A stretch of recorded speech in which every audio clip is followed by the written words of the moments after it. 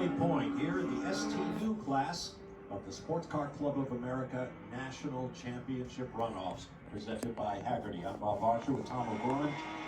David Wagner down in the pit lane. This is the battle for the lead. Paul Azon in his BMW 330ci against Anthony Gerasi in that pretty yellow Lotus Exige. Such different cars, but they haven't been separated at the start-finish line by more than a half a second. Any lap of the last 3, 4, 5 laps even. Azon really good on the brakes. This lap starts to close up, and look at the speed. The Lotus can carry through the corner. Whoa, leaves on some rubber down, leaving his mark on Road America.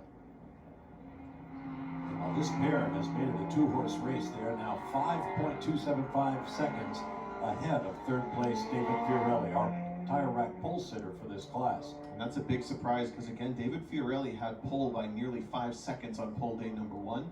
On qualifying day 2, it was a little bit smaller. But here is that big moment from Anthony Gerasi, and what you can't see on TV is just how big the ripples are on those curbs. So the moment you hit them, they really start to upset the car. They really test the suspension. You have to be careful about using them too much, because they will eventually break some. And we've talked race after race about that extra bit of pavement off some of the corners, but when you get to the end of it and you reach the dirt, it can be dramatic, let's say. So I think part of what Anthony Gerasi was doing there was trying to avoid going onto that dirt. Yeah, it's kind of picking the lesser of two evils, that's for sure. But he maintains his gap and keeps the pressure on Paul Azon, and then we'll cut back. There's David Fiorelli. He was the pole sitter, struggling with the brakes in this race. Has overshot a number of corners. At one point we saw the brakes glowing bright orange, which you can normally only see it at nighttime. So if you can see it at daylight, that is, as the technical term Bob coined, hot. There's Mike Flynn running fourth, trying to defend his bronze medal from last year's championship runoffs held at Virginia International Raceway.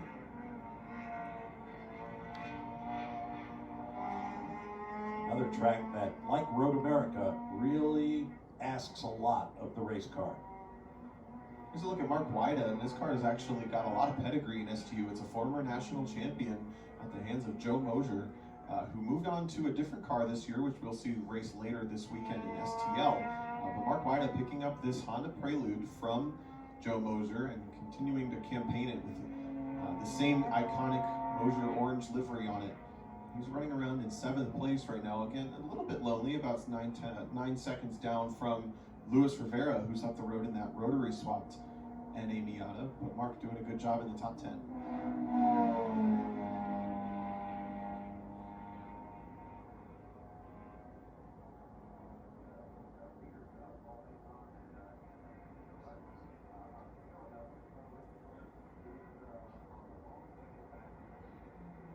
Number 17 is Whitfield Gregg from Bellevue, Washington.